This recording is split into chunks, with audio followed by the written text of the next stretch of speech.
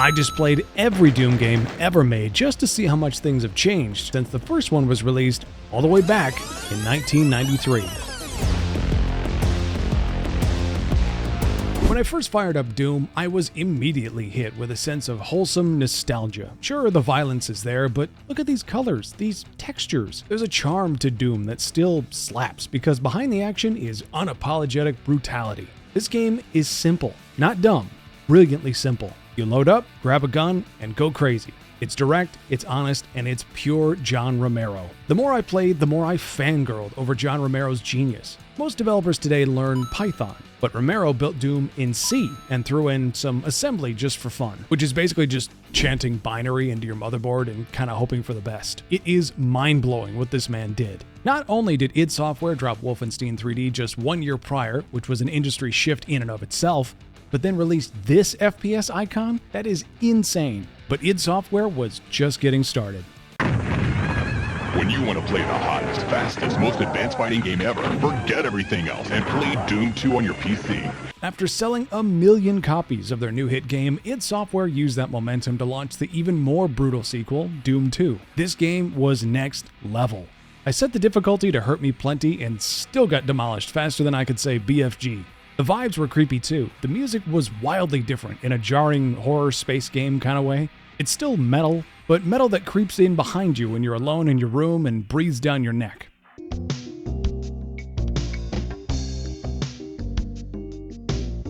Doom 2 plays like Doom's younger, angrier brother who just discovered level design and trauma. The bones were still Doom, but now it had fangs, more enemies, actual elevators, and danger waiting behind every pixel, all packaged into perfectly open but still secretive environments. Oh yeah, and of course, the super shotgun. The most iconic and brutal testament to the Doom legacy, id Software looked at the original Doom shotgun and said, yes, but what if more gun? Which was perfect for handling these horrific-looking revenants, fearsome Hell Knights, and this annoyingly sneaky bastard. What's great about this game is the lack of episodic formatting. Yeah, Doom 1 trickled out in episodes, but waiting for more content in the 90s was torture. Doom 2 is different. It's all at once, it's fast, and it's not here to play games. 32 levels back to back leave you sprinting, hiding, dodging, and sweating all the gamer fuel your body can handle. It's pure perfection in a floppy disk. To make things even better, in 1995 there was an expansion release known as the Master Levels for Doom 2, and even the Ultimate Doom was released the same year by GT Interactive, which added even more content to the Doom series. In fact, to this day, Doom 2 is still getting updates. In 2010, we got No Rest for the Living, and in 2023, we got Legacy of Rust. Any other company would have left their old titles in the dust and moved on to bigger and better things. But not these guys. While young men were corrupted by satanic imagery dazzling their CRT monitors in their dimly lit basements, id Software was locked and loaded on their new hit franchise. But they weren't afraid to ask for help for their next title. The newest Doom 2 episodes, TNT, Evolution and the Plutonia Experiment. Okay, full disclosure, this one got weird. Having played Doom 1 and 2, I was expecting something different with Final Doom, and I got it, just not like I expected. Let me explain. Final Doom is made of 2 megawads, meaning you get 32 levels in 2 different episodes, the Plutonia Experiment and TNT Evolution. And despite these badass sounding names, I found myself kind of bored. The environment was different, which was nice to see, but it still felt too much like Doom 1. I understand that processing power was limited back in '96, but even just a little variety early on in terms of weapons or enemies would be nice to see. On the plus side, I did enjoy the music, which felt more sinister and eerie in a way.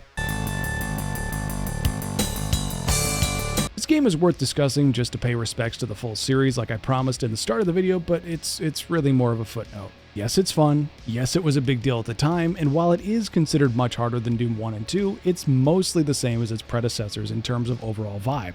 More content is good, but creative and innovative content is even better. No hate to those who like Final Doom, but it's definitely for the enthusiasts, those who are hardcore fans of the Doom series. Thankfully, just 1 year later, things changed for Doom in a big way. Doom 64 has been designed exclusively for the Nintendo 64, incorporating a new storyline that builds on existing Doom releases. The N64 may not be Nintendo's best-selling console, but it had major impact on gaming culture in the 90s. Doom 64 is another title not made or even published by id Software, and despite their hands-off approach, this game is awesome. I immediately noticed the creep factor was turned up to 11 with the background noise in the map, the dark colors, shadows that made me do double takes, and enemies sneaking around where I least expected them. This was the first Doom where I felt genuinely on edge. I was tense, leaning forward in my gamer chair and trying to listen for any movement behind or around me. The levels felt desolate, but in a good way. You're constantly wondering if you'll be shot in the back or end up trapped in a room with Doom guy knows what. And a little fun fact for you casual enthusiasts, Doom 64 became canonically tied to Doom 2016 once the Lost levels were published with the remaster. But here's the fun part, you can only access the Lost levels after beating the game, meaning you have to grind through every dark hallway, every surprise attack, and if you're like me, you're gonna die a million times along the way, and also lose your sanity. This is what I mean when I say additional content is great, but it needs to be more creative. Knowing these levels tie back to the amazing 2016 series revival only made me want to rip and tear my way to the end even more. And the best part? The Lost levels are just as creepy as the originals, but not quite as creepy as the next game on our list. You're doomed. Not only is this the most controversial installment in the Doom series, but it's also the scariest. Doom 3 was the weird horror twist that id Software decided to drop in the early 2000s, and I gotta say, it's one of my favorites. Before this point, all other Doom games made you feel like the danger. Now, you're surrounded by the danger. I love the sharp contrast of having a series of cutscenes, exposition, and a plot to follow. It really added to the immersion and felt like a clean break away from the original games. That and the constant tension from walking around dark hallways, tight corners, and having to choose between having your gun out or your flashlight, which that mechanic pissed me off, honestly. I get the point of forcing players to choose. I understand the intention, but you're a Marine. You're telling me somebody who's trained to work on Mars and has that many muscles can't hold a light and a gun at the same time? Sure. Thankfully, the developers fixed this when they released Doom 3 BFG Edition, but we'll talk about that in a minute. Doom 3 is the only game in the series that had me on edge the entire time. I found myself twitching and jumping at every noise in my house. And yes, Doom 64 was nerve-wracking, but in Doom 3, I was checking corners 3 or 4 times, double-checking behind myself constantly, and only panicking a little when the jump scares happened. But despite all the praise I can give this game, there were a few things that annoyed me besides the flashlight issue. For one, the constant feeling of chasing down the next objective got old. Go here, find this person, now go here, meet us in this area. Oh, actually, we're not there, we're over here. Again, I get what they were trying to do, but it felt forced after a while. Issue number 2 is the jump scares. For the first hour or so, you're worried about every noise, creak, and pop you hear, but eventually you can see them coming. It becomes easy to prepare for attack when you notice the formula the developers used. On the plus side, the limited ammo made choosing your weapon a very serious choice, and I thought that was brilliant. Now, as I mentioned, Doom 3 did receive some divisive feedback shortly after release, so they re-released the game in 2012 as Doom 3 BFG Edition. And this is where things get good.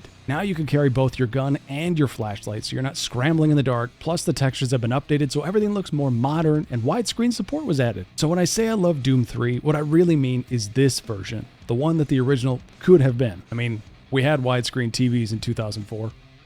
Even with the release of Resurrection of Evil in 2006, id Software couldn't salvage what was almost perfect. But that didn't stop them from experimenting. But before we move on, we need to talk about today's sponsor, Instant Gaming. Instant Gaming is your one-stop shop for discounted game keys. From PC to console, they've got you covered. It's quick, easy, and secure.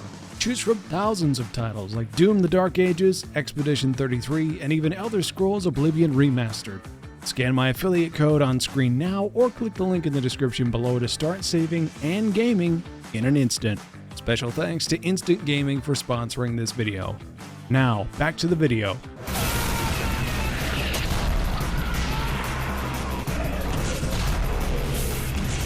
Remember phone games? No, not Flappy Bird. I mean old phone games like Snake on your Nokia phone. Well, John Carmack saw that phone tech was advancing in the early 2000s and decided to publish Doom RPG, a turn-based Java phone game.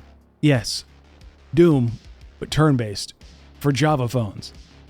When's the last time you've heard of one of those? Thankfully, through the power of emulation, I was able to get Doom RPG to run, and I gotta say, it's impressive. It's definitely not as stimulating as the other Dooms in the series, but for what this game represents, it's pretty clever. Every time you encounter an enemy, they shoot, then you shoot.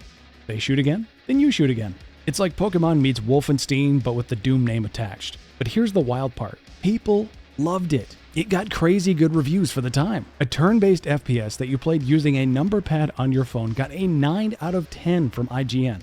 Keep in mind, this is the same year that titles like Need for Speed Most Wanted and LEGO Star Wars came out. So to get reviews like that while competing with major console franchises is ridiculous. And the mobile game legacy didn't stop there. This game even got a sequel, and Doom got even more mobile games later on. How many of you actually knew that? I gotta know, so if you've played any of these games, let me know in the comments. Now at this point, Doom is permanently etched in gaming history, with numerous titles, expansions, and a hardcore fanbase. All was well for id Software, but they weren't done yet.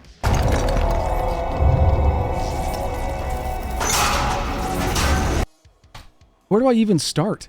Doom 2016 is a seamless work of art. The environment, the power-ups, abilities, graphics, it's both remarkably impressive and simple. In true modern Doom fashion, you get a short cutscene and then it's straight into the action. Doom 2016 pulls no punches in any way, especially with Mick Gordon acting as the resident demonic DJ. To this day, I still listen to Mick Gordon's music at the gym in the hopes of channeling even an ounce of the Doomslayer's power. I never get close, but I feel good doing it, so. And we can't talk about the soundtrack without appreciating Gordon's dedication. How many of you knew that he pitch shifted an actual chainsaw and blended it with a guitar to get that hellish sound? And for those of you looking for the word to describe that sound, it's called djent, which sounds like, well, it sounds. Djent.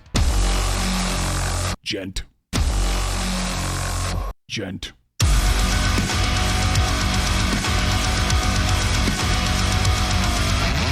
Doom 2016 is a fantastic modern revival for the franchise because it not only appeals to experienced fanatics, but it brought in tons of new fans as well, myself included. Doom 2016 was actually the reason I went back and played the original. I just had to understand the roots of id Software's genius. Now, even though I've praised Doom 2016 endlessly in this video, it's nothing compared to Doom Eternal, which we'll get to in a minute. But for now, let's look at one of the more brutal and often overlooked titles in the series.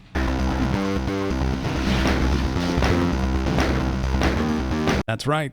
Even in the age of hyperrealism, John Romero is still releasing classic Doom expansions. This is SIGIL, and it's a lot. I tried turning down the difficulty ahead of time because I knew this wasn't going to be easy, and let me tell you, that did not help. Immediately, I was thrown into overstimulating combat, being hit from every angle at Mach 10, and I had to fight for my life just to get through the first level. SIGIL is fascinating because it's technically the 5th episode of Doom 1993 and the canonical prequel to Doom 2, Hell on Earth. I mean, just look at it. This is literally hell. Doom Guy has fought his way through the first 4 episodes and is now trying to kill Satan's minions to save Earth permanently. One thing that caught me off guard, though, was the eyeball mechanic. Not only are you being overwhelmed by more of the usual enemies, but now you have to find little cracks in the walls to shoot your way into the next area. That, and there was this somewhat frustrating puzzle mechanic involved, which was tedious, but a refreshing change. This game is actually not from id Software either. It's from Romero himself. So technically, it's the unofficial follow-up to Doom 1993, but who cares? This man has got all the money in the world from the success of Doom over the last 30 years and still chooses to make new expansions for the classics. This is the dedication most companies are missing. SIGIL was later expanded to SIGIL 2, which was way harder. No, really, it's not just me. Romero buffed the cyber demon and he put 1 on every level because who needs emotional stability? The Slayer's time is now.